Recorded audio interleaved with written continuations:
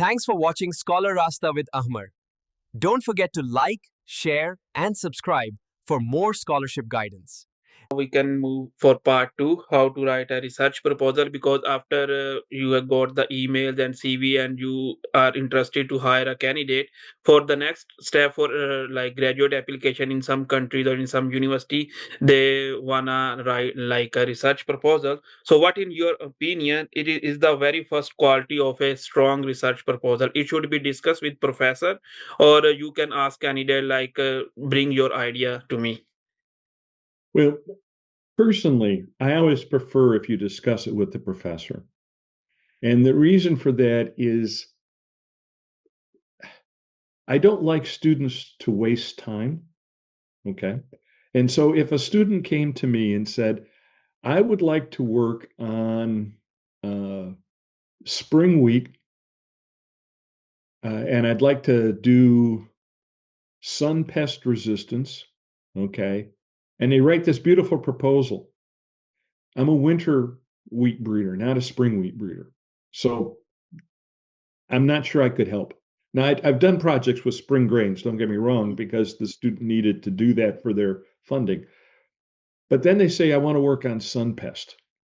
Well, sun pest is a really nasty insect, but it's not common. It's not found in the US.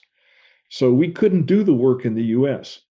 So to me, I would rather say, when I worked with a student, they would say, I'd like to learn plant breeding. We'd say, great.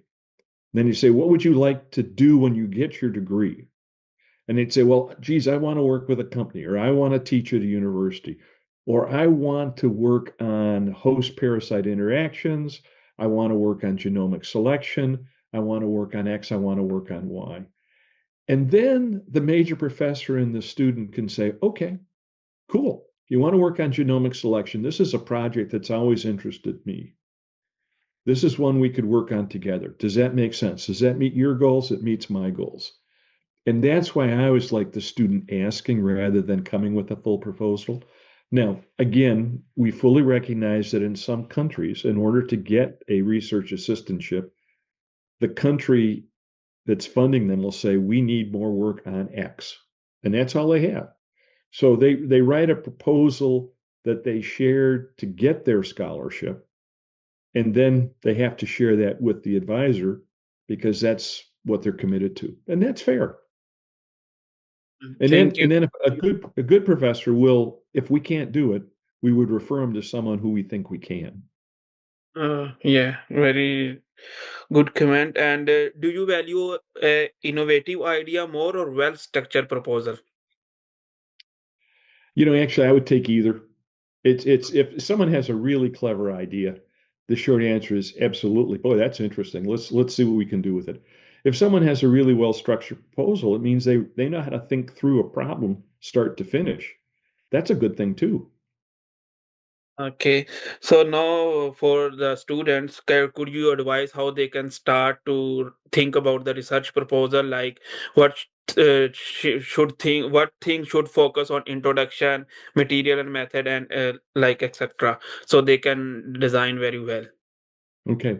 So a couple of thoughts, and a lot of times we don't spend enough time sharing resources. But when I was young, the Crop Science Society of America had a style manual, and it was for a publication.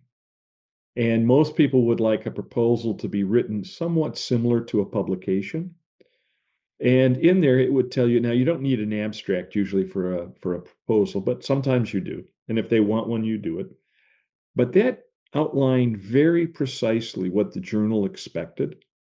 And it went into very nice detail on how you do these things. Now, to me, the question that is most critical is always why? Why is the research you're doing important? So, what you need to do in a case like that in the introduction is to make the case that the topic you want to work on is A, important, and then B, it's doable. I mean, like I'd like to jump to the moon, but it's not doable. So I'm not going to propose that. And then you show how it builds on what's already there, but adds to what's already there. You don't want to do something that's already been done.